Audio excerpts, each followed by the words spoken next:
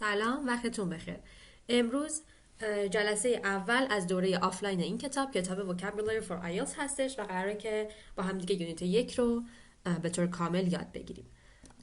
خب یونیت 1 هستش Growing Up، به معنی رشد کردن، و توی این قسمت ما قراره در رابطه با relationships, families and early learning در واقع یاد بگیریم. قسمت ابتدایی که پرداخته به relationships، سوال یکش از همون چی خواسته؟ با هم دیگه بخونیم. Look at the following topics and decide whether you would discuss them with your family, your friends or a teacher. خب ما اینجا 4 تا تاپیک داریم از شماره 1 تا 4 که تاپیک همون هستن study problem, your favorite music, buying something expensive, the last film you saw. و سوال از همون میخواد که مشخص کنیم هر یک از این تاپیک ها رو با کدوم یک از این گروه افراد در واقع ما صحبت میکنیم در رابطه باهاش. برای مثال اگر ما یک study problem یا یک مشکل درسی داشته باشیم، مسلماً با یک تیچر، با یک معلم در رابطه باهاش دیسکاس میکنیم، به جای اینکه بیایم با حالا دوستامون یا خانوادهمون در رابطه باهاش صحبت بکنیم. همینطور در رابطه با your favorite music. خب شما مسلماً وقتی که بخواید در رابطه با موزیک مورد علاقتون صحبت کنید، یا با خانوادهتون، یکی از اعضای خانوادهتون، یا با یکی از دوستاتون در رابطه با موسیقی مورد علاقتون صحبت میکنید. And about buying something expensive، خریدن یک چیز گرون رو خب مسلماً به جای اینکه با معلمتون یا دوستاتون در واقع بحث کنید، در رابطه باهاش صحبت کنید، خانواده‌تونه که در ابتدا باید باهاش در رابطه با این موضوع صحبت بکنید. And the last film you saw، باز هم یا دوستانتون یا حالا خانواده، ممکن هم هست معلمتون باشه. بریم ببینیم که قسمت 2 ازمون چی خواسته. سوال 2. توی سوال 2 ما یک در واقع اودیو داریم که باید بهش گوش بدیم و متناسب با اون بیایم این تیبل، این جدول رو در واقع پر بکنیم. ولی خب ببینیم که اصلا باید چی کار بکنیم. سوال رو با هم دیگه بخونیم.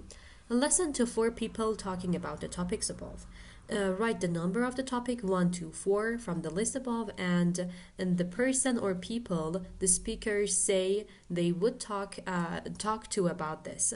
Write the words that help you decide. خب از همون میخواد که گوش بدیم به این اودیو و مشخص کنیم که هر یک از این سپیکرها، ما 4 تا سپیکر داریم در واقع، هر یک از این سپیکرها در رابطه با کدوم یک از این موضوعاتی که توی قسمت 1 اومده بود، شماره 1 تا 4 دارن صحبت میکنن و بعد مشخص بکنیم که در واقع اینها، این هر یک از این اشخاص، برای مثال وقتی که سپیکر A داره در رابطه با یک موضوعی صحبت میکنه، با کی صحبت میکنه؟ خب نوشته کلاسمیتش، کسی که اصولا در رابطه باهاش صحبت میکنه در رابطه با اون موضوع، کلاسمیتش هستش و کلماتی هم که به ما کمک کردن متوجه موضوع بشیم رو بعد ما توی این قسمت بنویسیم. Words that helped you to decide. و همونطور هم که مشخصه سپیکر A داره در رابطه تاپیک 4 صحبت میکنه. تاپیک 4 چیه؟ The last film you saw، یعنی حالا خانم یا آقای A در رابطه با آخرین فیلمی که دیده اومده با کلاسمیتش صحبت کرده. حالا از کدوم کلمات متوجه شدیم؟ movies, latest releases و حالا باید 3 تا اسپیکر دیگر رو هم دقیقا همین کار انجام بدیم و بریم که با هم دیگه گوش بدیم. Recording 1A. Speaker A. On Mondays at school, a group of us always talk about whatever movies we saw at the weekend. On Saturdays, I often get together with my classmates and we see all the latest releases together. I can't remember the last time I saw a film with my parents. We just don't have much in common anymore. Speaker B. My parents are both teachers, so you'd imagine I'd have no trouble at all academically. When I was little, it was great because we had a really great relationship. But nowadays, all we seem to do is argue, and that causes a lot of conflict between us, so I don't really feel I can go to them for help. My friends aren't much help either, as they've all got the same problem. Thank goodness I get on really well with my tutor at university. She's very approachable and, if I'm struggling with an assignment, I find her advice really helps me.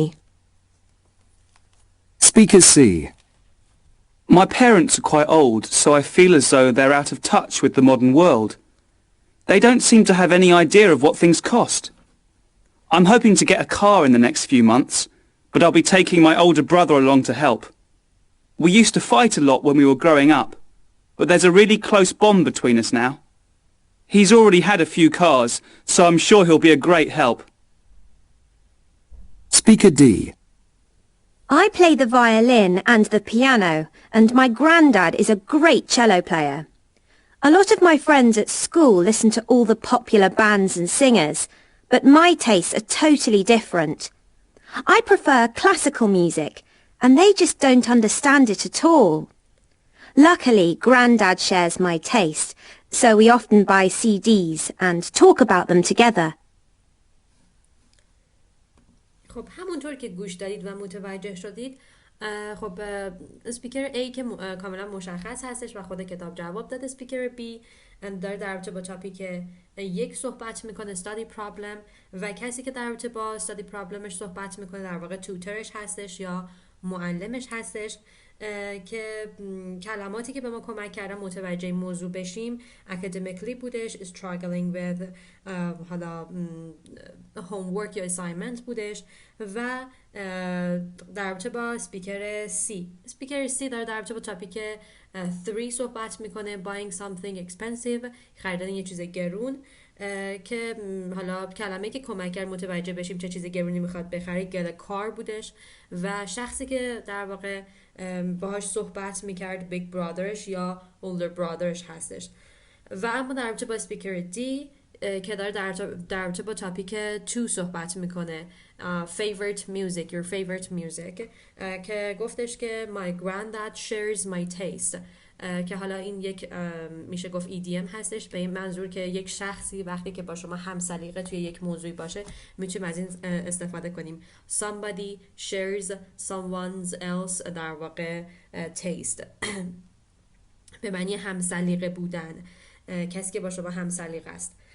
و نکته دیگه، کلماتی که در واقع به ما کمک کردن متوجه بشیم با گرنددش صحبت میکنه در رابطه با موسیقی مورد علاقهش، کلمه وایولین بود، پیانو، چلو و پاپولار بندز یا کلاسیکال میوزیک بودش. و یه نکته که میخوام بهش بپردازم اینه که توی این قسمتی که ما الان گوش دادیم یک عالمه کالوکیشن خوب، یک عالم وکابولاری خوب بودش و میخوایم ما اینها رو با هم دیگه دونه دونه بررسی بکنیم و کلا لیسنینگ هایی که این کتاب در واقع برای شما طراحی کرده و قرار داده پر از کلمات، ایده ها و ایدیم های کاربردی که شما همشون رو میتونید توی سپیکینگتون یا توی رایتینگ هاتون گاهن هم حتی استفاده بکنیم. پس بریم که با هم دیگه این قسمت رو نگاه بکنیم در انتهای کتاب و یاد بگیریم در واقع کالوکیشن هاشو. خب این ریکوردینگ A1A هستش که سپیکر A داره صحبت میکنه. قسمت اول که گفتش on Mondays at the school a group of us always talk about whatever movies we saw at the weekend. On Saturdays I often get together with my classmates، یعنی من و در واقع همکلاسیام دور هم جمع میشیم. get together دور هم جمع شدن. and see all the latest releases together. I can't remember the last time I saw a film with my parents. We just don't have much in common. Don't have much in common یعنی در واقع خیلی با هم دیگه تفاهم نداشتن، که حالا مثبتش هم میتونیم استفاده کنیم. میتونیم بگیم که I have much in common with my parents or with my I don't know, my best friend for example. پس have much in common تفاهم زیاد داشتن با کسی و get together یعنی دور هم جمع شدن. بریم سراغ اسپیکر B که گفتش my parents are both teachers so I'd imagine I'd have no trouble at all academically. When I was little it was great because we had a really great relationship, but nowadays all we seem to do is argue and that causes a lot of conflict به معنی اون در واقع اون مشکلی که هستش یا اون تضاد یا میشه گفت در واقع همون کشمکش، تعارض در واقع. این کلمه رو میتونیم اینجوری معنی بکنیم. و خب داشتیم میگفتیم که that causes a lot of conflict between us, so I don't really feel I can go to them for help. My friends aren't much help either, as they've all got the same problem. Thank God, goodness, I get on really well. Get on well with somebody یعنی رابطه خوبی داشتن، خوب کنار اومدن با کسی در واقع. Get on well with somebody. My tutor که در واقع همون معلم هستش یا teacher هستش at university. She's very approachable, and if I'm struggling with an assignment, I found her advice really helps me. خب اینم در رابطه با اسپیکر B و بریم قسمت بعدی اسپیکر C. My parents are quite old, so I feel as though they are out of touch with the modern world. To be out of touch with something به معنی بیخبر بودن، اطلاعی از چیزی نداشتن. ما از out of reach هم اصولا استفاده میکنیم که تقریبا میشه گفت سینونیمش هستش. So to be out of touch یا to be out of reach with something. که اینجا حالا داره میگه پدر مادر من کلا از modern world، دنیای مدرن، کاملا بیخبرن، اطلاعی ازش ندارن. They don't seem to have any idea of what things cost. I'm hoping to get a car in the next month. خب حالا اینجاهاش خیلی مهم نیست. چیز دیگه ای که توی این قسمت بخواد مهم باشه نداریم. و قسمت D که اومده گفته I played the violin and the piano and my granddad is a great cello player. A lot of my friends at the school listen to old popular bands and singers, but my tastes are totally different. Taste اینجا به معنی سلیقه هستش. میگه سلیقه من کاملا متفاوت با دوستامه. اونا حالا بندای معروف و حالا سینگرهای معروف رو خیلی دوست دارن، ولی من ترجیحم classical music هستش. I prefer classical music and they just don't understand it at all. و اونا هم هیچ موقع اینو اصلا درکش نمیکنن. Luckily granddad shares my taste. که این رو هم بهتون توضیح دادم. To share someone's taste به معنی هم سلیقه بودن با کسی هستش. و در ادامه هم که باز دیگه چیز خاصی نداره. خب بپردازیم به قسمت vocabulary note که یک نکته ای رو برامون آورده. Group together words that are similar in meaning or form. Adulthood, brotherhood, fatherhood. Hood is used to form a noun and shows something belongs to a particular group or has reached a particular stage. خب داره در رابطه با سافیکس هود صحبت میکنه که به انتهای کلمات، اصولا به انتهای ناون ها اضافه میشه و همچنان یک ناون رو میسازه و نشان دهنده چیه؟ میاد نشون میده که یه چیزی متعلق به یک گروه خاصیه یا اینکه یه چیزی اومده در واقع یک استیج خاصی رو ریچ کرده، یعنی دریافتش کرده یا رسیده به اون در واقع استیج خاص. مانند حالا کتاب براتون مثال آورده adulthood. وقتی که ما میگیم adulthood یعنی اون جایگاه در واقع بزرگسال بودن، the stage of being an adult. brotherhood اون در واقع جایگاه برادر بودن، برادری اینطوری بگیم بهتر. fatherhood همینطور جایگاه پدر بودن، پدری. و کلمات دیگه که مسلما شما شنیدید که در انتهاشون در واقع سافیکس هود رو داره، مانند childhood، مانند neighborhood، مانند در واقع حتی teenagehood. پس این هم در رابطه با این سافیکس هود که میاد نام میسازه. خب بریم بپردازیم به تمرین 1-3 که ببینیم تمرینش چی از همون میخواد. Listen again and decide which of the speakers A to D the sentences apply to. خب دوباره از همون میخواد که به اون اودیو گوش بدیم. میتونید برگردید عقب‌تر و دوباره گوش بدید. برای چی؟ برای اینکه ببینیم هر یک از این جملاتی که در واقع اینجا نوشته شده از شماره 1 تا 4 توسط کدوم یک از اسپیکرهای A تا D در واقع منظورش رسونده شده. برای مثال شماره 1 خود کتاب انجام داده و جملهش اینه: The relationship between my brother and me is very close. ما این جمله رو توی در واقع اودیو نشنیدیم، ولی یک در واقع کالوکیشنی بود که از طریق اون کالوکیشن ما میتونیم این مفهوم رو دریافت بکنیم، این منظور رو دریافت بکنیم و اون کالوکیشن close bound بود.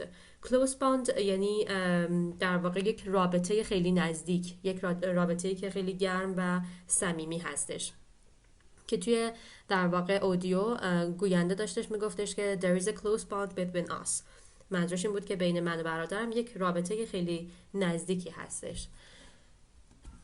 و اما قسمت دوم، سال دوم که نوشته I have a lot more in common with my friends than with my family. خب این جمله و یا این منظور رو هم میتونیم تو سپیکر A زمانی که داشت میگفتش که we just don't have much in common anymore، داشت در رابطه با پرنتش صحبت میکرد، میگفتش که ما دیگه عملا خیلی با هم دیگه تفاهم نداریم. پس از اون جملهش میتونیم به این منظور برسیم که خب این تفاهمه بیشتر با دوستاش هستش تا خانوادش. و اما جمله سوم I have established a close connection with an older member of my family. older member of my family خب در واقع سپیکر دی بود که میگفت با گرانددم در واقع my granddad shares my taste. اگه یادتون باشه میگفتش که پدر بزرگم هم سلیقه من هستش. I have established a close connection. در واقع establish a close connection یعنی یک رابطه نزدیک رو ایجاد کردن. به جای establish میتونیم از کلمه develop هم استفاده بکنیم. To develop a connection with someone or somebody. یعنی ایجاد کردن یک رابطه نزدیک با کسی. و اما شماره 4 The relationship between my parents and me has broken down. این broken down یعنی خب یکم به هم ریخته است. رابطه بین من و پدر مادرم خیلی خوب نیستش. broken down یعنی خراب شده. یعنی چی؟ یعنی there is a conflict between us. که اگه یادتون باشه توی سپیکر در واقع بی بودش که داشت میگفتش که من و پدر مادرم همیشه تعارض داریم. there is a conflict between us. و اما بریم سراغ قسمت بعدی که قرار با هم دیگه یک سری کالوکیشن ها رو یاد بگیریم. کالوکیشن هایی که ما در واقع تو اودیو شنیدیم و تا الان در واقع استفاده شده توسط کتاب و ما حالا میخوایم دونه دونه بکشیمش بیرون و تو این جملات ازشون استفاده کنیم. خب سوال چی هستش؟ Use words and phrases from the recording and statements in 1.3 to complete the sentences. خب بریم که با هم جملات رو کامل کنیم. My sister and I have totally different tastes. In fact, we don't have much in common at all. پس داشتیم میگفتیم که we don't have much in common. دیگه گفتیم که تفاهم نداشتن رو با have much in common میگیم. حالا بخوایم بگیم نداریم منفیش میکنیم. Don't have much in common. و خب این تمام این جملات رو بچه‌ها بگم شما میتونید که تو سپیکینگ هاتون تو حالا رایتینگ خیلی نه ولی کالوکیشن هاشو چرا، ولی این جملات رو حتی همین جملات رو اگه کل جمله رو هم حفظ کنید میتونید استفاده بکنید تو سپیکینگ هاتون زمانی که دارید در رابطه با خانواده یا در کل در رابطه با ریلیشنشیپتون حالا فرندشیپتون دارید صحبت میکنید. پس جمله اول شد My sister and I have totally different tastes. میگه من و خواهرم کاملا سلیقه های متفاوتی داریم. در واقع we don't have much in common at all. در واقع ما اصلا با هم دیگه تفاهم نداریم. اما جمله دوم There is a very close connection between a mother and a newborn baby. Very close connection هم میتونم بگم. A very close bond هم میتونم بگم. یعنی یک رابطه خیلی خیلی نزدیک هستش بین مادر و در واقع فرزند تازه متولد شده. و اما collocation و جمله بعدی It is important to جاخالیش در واقع میشه establish a good working relationship with someone. دیگه حرف اضافهش with هستش. With your colleagues. جمله داره میگه که در واقع این خیلی مهمه که شما بیایید ایجاد بکنید یک رابطه کاری خیلی خوب رو با همکاراتون. So to establish یا to develop قبلا هم گفتن to establish or to develop a good working relationship with your work colleagues. و اما جمله بعدی A relationship can easily break down دیگه یعنی خراب شدن از هم پاچیدن یا کلا از بین رفتن can easily break down if you don't work at it. خب جمله داره میگه که یک رابطه خیلی راحت میتونه از بین بره خراب بشه اگر که شما روش کار نکنی و بهش توجه نکنی. I really admire the relationship. خب اینجا حرف اضافهش relationship between my mother and my grandmother داره اشاره میکنه. میگه رابطه بین مادرم و مادر بزرگم. حواستون باشه که بعد از کلمه between استفاده کنیم. admire هم یعنی تحسین کردن، میگه من واقعا تحسین میکنم رابطه بین مادرم و مادر بزرگم را. و اما جمله آخر and there can be a lot of conflict between teenagers and their parents. conflict هم که گفتیم تعارض، کشمکش، اون تضاد رو میگیم. میگه میتونه همیشه بین حالا پدر مادرها و تینیجرها یا در واقع نوجوانها یه کنفلیکتی باشه یا یه عالمه کنفلیکت باشه، اینجوری بگیم بهتره. خب بپرسیم به قسمت بعد Families and Early Learning و قسمت 2.1 Scan the text below and underline these words. Here we've got some words in the box which they should be underlined in the text. The first one is rewarding. Rewarding means enjoyable، یعنی در واقع اون لذت بخش، اینطور بگیم. Sibling, brother or sister, we call them sibling، خواهر یا برادر. Relate, to respond، یعنی پاسخ دادن. accommodating به معنی در واقع موافقت کردن هستش. کلمه بعدی adolescence is the period when a young person is developing to an adult. در واقع اون دوره بلوغ یا دوره نوجوانی گفته میشه. و کلمه بعدی interaction به معنی در واقع تعامل و کلمه آخر nurture به معنی پرورش دادن. خب نکته که هستش اینه که شما سر آزمونتون به هیچ عنوان قرار نیست بشینید لغت به لغت، خط به خط در واقع متن اون ریدینگتون رو بخونید. ما اگر این کار رو الان انجام میدیم جهت اینکه با همدیگه لغات بیشتری یاد بگیریم، ولی شما سر آزمونتون فقط بعد اسکن کنید و کیورد ها رو پیدا بکنید و سعی کنید توسط اون کیورد ها جواب سوالاتتون رو پیدا کنید. خب بریم شروع کنیم به خوندن و اینکه ببینیم کلا تکست داره چی بهمون میگه. Study links early friendships with high quality sibling relationships. Children who experience a rewarding should be underlined.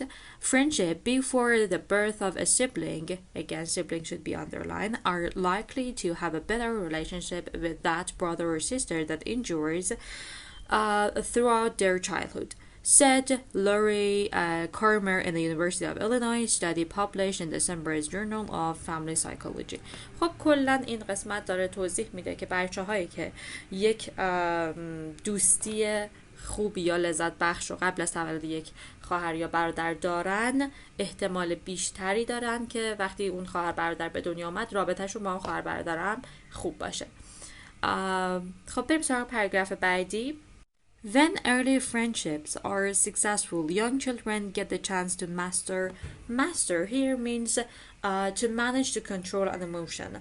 در واقع اون مدیریت کردن و کنترل کردن یک احساس رو اینجا ما از کلمه مستر برش استفاده میکنیم و حواسمون باشه که مستر معانی متفاوتی میتونه داشته باشه. اینجا با نقش فعلی داره استفاده میشه و مفهومش هستش کنترل کردن یا مدیریت کردن یک احساس. Master sophisticated social. Sophisticated means complex، یعنی پیچیده. Social and emotional skills even more than they do with a parent. When parents relate to a child, خب اینجا دارم میگه که زمانی که پدر مادرها پاسخ میدن به یک بچه they do a lot of work figuring out what the child needs and then accommodating those needs. خب مشخصه میگه که خیلی کار انجام میدن که بفهمن. figure out یعنی فهمیدن. figuring out what the child needs که بفهمن در واقع اون نیاز بچه ها چی هستش و با اون نیازها accommodate کنند یا در واقع موافقت کنند. Says Carmer. However, this is not usually the case when two children are interacting. بریم پاراگراف آخر. The research showed that the benefits of early friends are long-lasting. Long-lasting در واقع یک صفتی هستش اینجا و به معنی طولانی مدت یا دراز مدت، بلند مدت هستش. Children who had a positive relationship with a best friend before the birth of a sibling ultimately here means eventually or finally had a good relationship with their sibling that lasted throughout adolescence, Carmer said. And children who as preschoolers به معنی پیش دبستانی هستش، بچه هایی که پیش دبستانی هستن، were able to coordinate به معنی هماهنگ کردن هستش، coordinate play with a friend, manage conflict خب میدونید به معنی اون تضاد یا تعارض بین حالا اشخاص رو میتونیم بگیم conflict and keep an interaction positive in tone were most likely as teenager to avoid the negative sibling interaction that can sometimes launch children on a path of antisocial behavior. خب اینجا لانچ به معنی در واقع روانه کردن یا سوق دادن هستش، اینطور بگیم سوق دادن بچه ها به یک مسیری از antisocial behavior، یک رفتار ضد اجتماعی. She added, from birth, parents can nurture and help develop these social competencies. Competencies means skills. توی پرانتزم براتون آورده شده competencies or skills by making eye contact with their babies, offering toys and playing with them, she said. خب این از متنمون کلماتی که سخت بود و تقریبا تلاش کردیم که معنیشو با هم یاد بگیریم یا یک سری جایگزین ها یا یک سری سینونیم هاش رو. خب بریم بپردازیم به قسمت بعدی که باید به سوال 2.2 با استفاده از متن بالا در واقع پاسخ بدیم. خب بپردازیم به قسمت 2.2. کتاب از همون چی خواسته؟ Read the text and match the words you have underlined to the following definitions. خب اول از همه این که کتاب از همون خواسته تکست رو بخونیم که ما این کار انجام دادیم و حالا باید چه کار بکنیم؟ کلماتی که زیرشون خط کشیده شد رو بیایم با definition هایی که شماره 1 تا 7 کتاب بهمون داده مچ بکنیم. خب بپردازیم به اولین definition که هستش help someone or something develop and grow. خب مسلماً کلمه‌ای که میتونه مچ بشه با این در واقع definition هستش کلمه nurture، کمک کردن به کسی یا چیزی که حالا رشد بکنه یا در واقع توسعه پیدا بکنه، میشه nurture. خب بریم سراغ قسمت بعدی. agreeing to a demand کلمه accommodating رو در ابتدا اشاره کردم که در واقع موافقت کردن با یک چیزی هستش، موافقت کردن با یک demand یا در واقع درخواست هستش. خب بریم سراغ قسمت بعدی. پس اینجا میشه accommodating. شماره 3 brother sister. It is obvious that the answer is sibling. قسمت بعدی respond to somebody to relate. Absolutely. یعنی در واقع پاسخ دادن به کسی. و قسمت پنجم the stage between childhood and adulthood. میتونه کلمه adolescence باشه. adolescence stage بین بچگی و در واقع بزرگسالی یا بچه سال نمیگن ولی بچگی و بزرگسالی. و قسمت بعدی giving a lot of pleasure میتونه کلمه rewarding باشه به معنی لذت بخش. و قسمت آخر communication میتونه interaction باشه به معنی تعامل. خب بریم سراغ قسمت vocabulary note. کلا این قسمت داره صحبت میکنه در رابطه با prefix co و inter. خب prefix co به معنی with یا together هستش. زمانی که co اضافه میشه به یک کلمه میاد مفهوم with یا together رو به اون کلمه اضافه میکنه و inter مفهوم between رو میاد اضافه میکنه به اون کلمه. مثال هایی که کتاب زده برای مثال correlation one thing is linked with another ببینید، یا interrelated the relationship between two or more things داره اشاره میکنه به اون رابطه بین دو تا چیز یا حالا بیشتر. و باز هم کتاب اومده بیشتر توضیح داده که the prefix co, correlation or cooperate often means with or together. The prefix inter, interact or intercity often means between. خب این هم از این قسمت که با هم یاد گرفتیم. بریم سراغ قسمت بعدی که باز کتاب ازمون خواسته با توجه به تکسی که در قسمت 2.1 داده شده بود بیایم مشخص کنیم که جملات شماره 1 تا 5 در واقع true هستن یا false. سوال رو بخونیم. Read the text again and say whether these sentences are true or false. Underline the part of the text that gave you your answer. خب این قسمت رو با هم انجام ببینیم که به چه صورت هست. خب قسمت اول یا جمله اول ببینیم که کتاب چی نوشته. If young children have good friends, then they will have a good relationship with their brother or sister.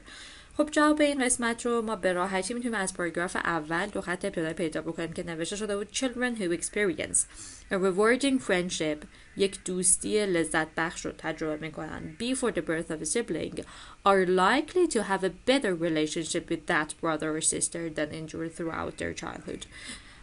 پس جواب قسمت اول یا سوال اول هستش true. بریم سراغ قسمت بعدی. Parents help their children develop more social and emotional skills than friends do. خب جواب رو میتونیم از پاراگراف دوم خط ابتدایی پیدا بکنیم که نوشته شده بود When early friendships are successful, young children get the chance to master sophisticated social and emotional skills even more than they do with a parent. پس جواب ما کاملا غلط هستش. این دوستان بچه ها هستن یا روابط دوستانی بچه ها هستن که کمک میکنه به بچه ها تا در واقع مهارت های اجتماعی و احساسی بهتری داشته باشن. پس جواب شماره 2 میشه false. بریم سراغ قسمت بعدی. Friends will give you what you want more often than your parents do. خب جواب این سوال رو میتونیم باز هم از قسمت پاراگراف دوم پیدا بکنیم جایی که نوشته شده When parents relate to a child, they do a lot of work figuring out what the child needs and then accommodating those needs. However, this is not usually the case when two children are interacting. پس جواب ما میشه false. پدر مادرها تمام تلاششون رو میکنن که متوجه بشن نیازهای بچهشون چی هستش که باهاش با اون نیازها در واقع موافقت بکنن. در صورتی که این اتفاق بین تو رابطه دوتا کودک نمیافته. پس جواب هستش false. بریم سراغ قسمت بعدی. Teenagers who fight with their brothers or sisters may behave in a way that is socially unacceptable. داشتم میکنه به تینیجرها یا نوجوانهایی که دعوا میکنن با خواهر یا برادرشون امکان داره در واقع رفتارهایی داشته باشن که از لحاظ اجتماعی قابل قبول نیست. جواب این قسمت رو میتونیم از پاراگراف سوم پیدا بکنیم جایی که نوشته شده And children who as preschoolers were able to coordinate play with a friend, manage conflicts and keep an interaction positive in tone were most likely as teenagers to avoid the negative sibling interaction that can sometimes launch children on a path of antisocial behavior. خب داره اشاره میکنه به بچه‌هایی که به عنوان پیش دبستانی قادر هستن که یک بازی رو با دوستشون در واقع هماهنگ بکنن یا اون تضادها تعارضها رو منیج بکنن، کنترل بکنن و روابطشون رو مثبت نگه دارن، احتمال زیاد در دوران نوجوانیشون هم میتونن به راحتی اجتناب بکنن از روابط منفی بین خواهر یا برادر که این روابط منفی بین خواهر و برادر همون دعواهایی که اینجا اشاره شده توی شماره 4 میتونه بچه ها رو سوق بده به یک مسیری از anti social behavior، رفتار ضد اجتماعی. پس جواب ما برای شماره 4 هستش true. و اما جمله آخر if parents play with their children more then they will learn how to be more sociable. خب این هم باز جوابش رو میتونیم از انتهای پاراگراف آخر پیدا بکنیم جایی که خب خانم کارمر اضافه میکنه که from birth parents can nurture and help develop these social competencies or skills by making eye contact with their babies, offering toys and playing with them. پس باز هم جواب ما true هستش، کاملا درسته. پدر مادرها با بازی کردن با بچه هاشون میتونن بیان این در واقع توانایی های اجتماعی بچه ها رو پرورش یا توسعه بدن. خب این هم از این قسمت. بریم سراغ صفحه بعدی. خب بریم سراغ صفحه 10، در واقع صفحه آخر از یونیت 1 قسمت 2.4. ببینیم که کتاب از همون چی خواسته. A lot of words connected with families and relationships can also be used in a different context. Complete the sentences with a word from the box. خب ما این روبرو کتاب به همون چند تا لغت داده در واقع داخل باکس و باید با استفاده از این لغات که مربوط به خانواده و یا روابط هستن بیایم این جملات شماره 1 تا 8 رو پر بکنیم. ولی نکته‌ای که هستش اینه که کتاب داره بهمون میگه a lot of words connected with families and relationships can also be used in a different context. یعنی خیلی از کلماتی که مرتبط به خانواده یا در واقع روابط هستن رو ما میتونیم در موضوعات متفاوت تری هم ازشون استفاده بکنیم. خب بریم شروع بکنیم به خوندن جملات، ببینیم که به چه صورت هست. جمله اول The wolf is a member of the dog family. خب dog family اینجا داره اشاره میکنه به خانواده سگسانان و جمله داره میگه که خب گرگ یک عضو از خانواده سگسانان هستش. و اما جمله دوم The company decided to adopt a new approach to staff recruitment. خب اینجا کلمه adopt به معنی اتخاذ کردن هستش. میگه شرکت تصمیم گرفت که یک روش جدید رو اتخاذ بکنه برای چه کاری؟ برای staff recruitment، برای استخدام کارکنان. و اما جمله بعدی The study found a strong relationship between a lack of friends and sibling rivalry. خب اول از همه sibling rivalry اشاره میکنه به اون رقابت بین فرزندان، خواهر یا برادر، رقابتی که بچه‌ها تلاش میکنن در واقع توجه پدر مادرشون رو به خودشون جلب بکنن، میشه sibling rivalry به معنی رقابت هستش. خب داره این جمله اشاره میکنه به اینکه تحقیقات در واقع اومده نشون داده یک رابطه قوی هستش بین نداشتن دوست و این رقابت بین خواهر و برادر. و اما جمله 4 Whether you think the price of goods is high is relative to the amount of money you earn. خب جمله داره اشاره میکنه به این موضوع که شما اگر فکر بکنید که در واقع قیمت یک کالای بالا هست یا نه میتونه وابسته به اون مقدار پولی باشه که شما در میارید. To be relative to something، وابسته به چیزی بودن. بریم جمله بعدی. Studies have shown that stress in adulthood can be related to an unhappy childhood. خب تحقیقات نشون دادن که استرس در بزرگسالی میتونه در ارتباط باشه با to be related to something، در ارتباط بودن با چیزی، میتونه در ارتباط باشه با چی؟ با یک دوران کودکی ناخوشایند. و اما جمله 6 Good teachers identify the talents of their students and nurture them. معلم های خوب تشخیص میدن استعدادهای دانش آموزانشون رو و در واقع اونها رو پرورش میدن nurture them. و اما جمله بعدی This evidence seems to conflict with the findings from previous studies. خب جمله داره به چه اشاره میکنه؟ به این اشاره میکنه که این شواهد به نظر میاد که در تضاد هستن با یافته هایی از در واقع مطالعات قبلی، در تضاد بودن با چیزی conflict with. و اما جمله آخر I am writing in relation to the job advertisement in yesterday's paper. خب in relation to یا in relation with somebody or something، در ارتباط با کسی یا چیزی. خب دارم میگه که من دارم براتون مینویسم یا دارم بهتون ایمیل میزنم در ارتباط با اون جاب ادورتایزمنت حالا روزنامه دیروز. خب بریم سراغ قسمت error warning، ببینیم که چی داره به همون هشدار میده. Note the following common errors. I am writing in relation to or in relation with your job advertisement, not in relation of.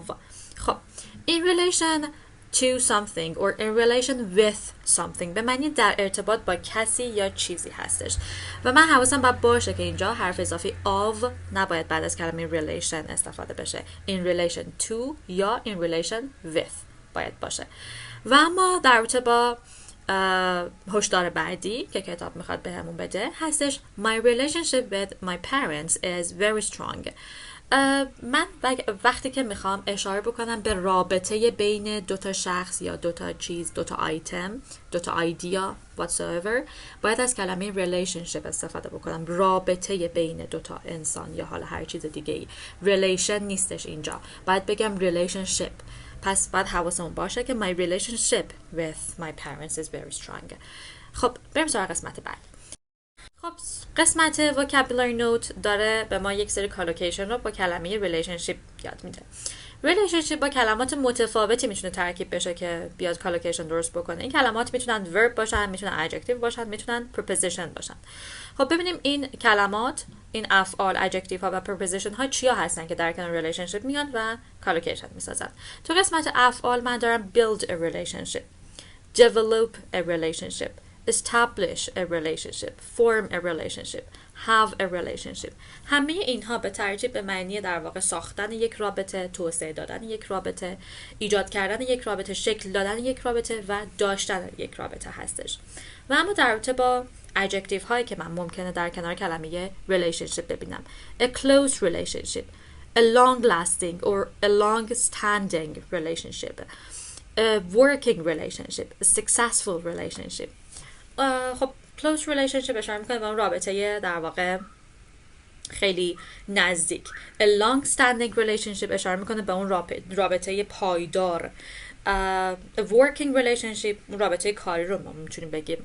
A successful relationship در واقع اشاره میکنه به اون رابطه موفق. و preposition هایی که من در کنار کلمه relationship میبینم اصولا with هستش.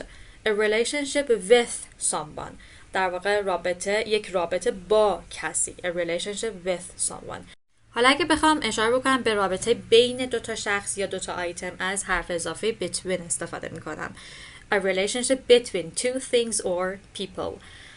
خب این هم از قسمت vocabulary note. بریم سراغ قسمت بعدی. و اما بریم سراغ قسمت بعدی. 3.1 Compound nouns. Match the words in box A with the words in box B to make 10 compound nouns. خب ما قراره که با هم دیگه در واقع اسم مرکب بسازیم توسط کلماتی که توی باکس A و توی باکس B هستن. اینا رو قراره با هم دیگه در واقع کامباین کنیم جهت اینکه compound nouns بسازیم و قراره که 10 تا compound noun داشته باشیم. و نکته‌ای که هستش you will need to use some words more than once. خب compound noun هایی که میتونیم بسازیم میتونه باشه immediate family یعنی خانواده درجه 1. extended family به معنی خانواده گسترده یا کل فامیل میشه گفتش. family gatherings به معنی در واقع اون دور همی های خانوادگی میتونیم استفاده بکنیم این compound noun رو. family gatherings. sibling rivalry که قبلا در رابطه باهاش توضیح دادیم، گفتیم اون رقابت بین فرزندان جهت جلب توجه و محبت پدر مادرشون هستش، بهش میگیم sibling rivalry. stable upbringing در واقع اون تربیت صحیح و به قاعده فرزندان زمانی که بدور از چالش های غیر معقول هستش رو میگن. و دیگه خدمتتون عرض بکنم active role به معنی اون نقش فعال هستش. family resemblance اون شباهت خانوادگی رو میگن family resemblance. physical resemblance اون شباهت ظاهری رو در واقع میگن. و striking resemblance اون شباهت خیلی قابل توجه و مشهود رو میگن striking resemblance. و در آخر maternal instinct به معنی غریزه مادری. که همه این compound noun ها رو شما میتونید زمانی که در واقع موضوع صحبت خانواده، موضوع صحبت growing up هستش ازشون استفاده کنید و کاملا بتونید که خیلی راحت در واقع نمره خودتون تو سپیکینگتون یا حتی توی رایتینگتون ببرید بالاتر با استفاده از این در واقع compound. خب بریم بپردازیم به قسمت بعدی 3.2. ببینیم که کتاب از همون چی خواسته. Think about your answers to these questions. Then listen to students' answers and tick the phrases you hear in 3.1. خب کتاب از همون خواسته که به جواب سوال ها فکر بکنیم و بعدش هم که وقتی داریم گوش میدیم به در واقع جواب دانش آموزی که به این سوال ها پاسخ داده تشخیص بدیم ببینیم که کدوم یک از فریز هایی که در تمرین قبلی ما داشتیم رو این دانش آموز توی جوابهاش استفاده کرده. و سوال ها هستن Tell me about your family. Who are you most similar to in your family? و سوال سوم What do you think it takes to be a good parent? خب بریم که با هم دیگه گوش بدیم. Recording 1B. Tell me about your family. Well, my immediate family is relatively small, just my parents, my 2 brothers and me. But both of my parents come from very large families, so my extended family is very large.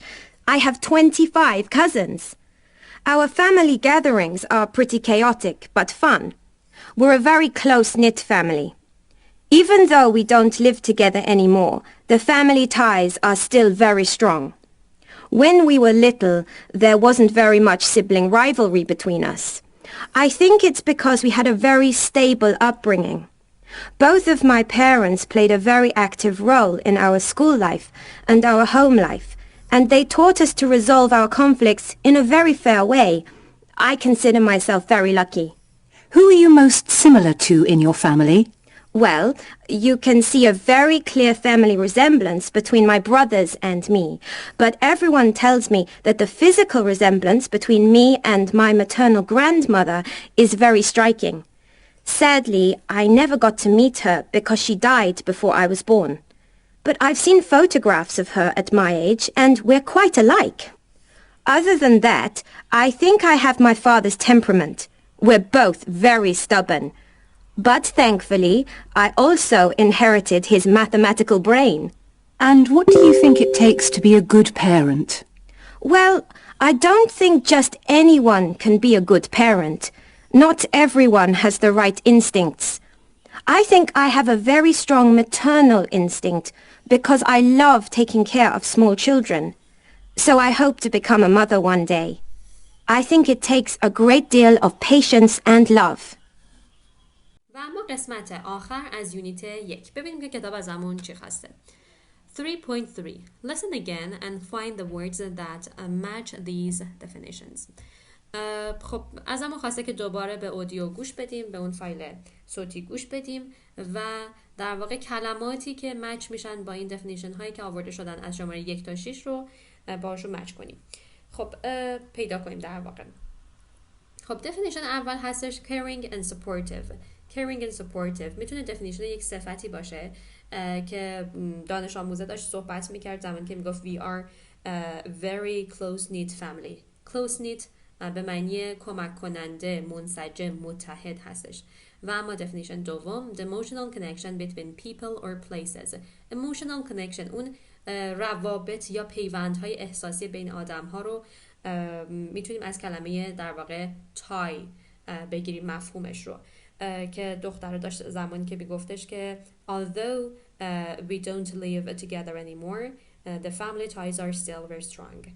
family ties یعنی اون روابط احساسی بین خانواده ها همچنان محکم هستش. و اما کلمه سوم که similar هستش و میتونه سینونیم کلمه like باشه. زمانی که شنیدیم که داشت در رابطه با شباهتش با مادر بزرگش صحبت میکرد و میگفتش که we are quite alike. we are quite alike یعنی ما تقریبا شبیه به هم هستیم. پس میتونه definition و سینونیم کلمه similar باشه. و اما your nature or character. your nature یعنی طبیعت شما یا در واقع اون شخصیت شما. میتونه دفینیشن کلمه temperament باشه. temperament به معنی خلق و خو. و دفینیشن بعدی determined to an unreasonable degree. determined یعنی مصمم بودن تا یه حد خیلی زیادی که دیگه واقعا زیاده. ما دیگه فقط بهش مصمم نمیگیم، میگیم خیره سر یا در واقع کله شق که کلمه stubborn استفاده شده بود stubborn. و اما دفینیشن آخر handed down through a family. وقتی یک ویژگی یا یک چیزی در واقع دست به دست یا نسل به نسل منتقل میشه در یک خانواده‌ای از کلمه inherit استفاده میکنیم. handed down through a family in fact is a definition for the word inherit. خب یونیت 1 تموم شد. امیدوارم که براتون آموزنده بوده باشه.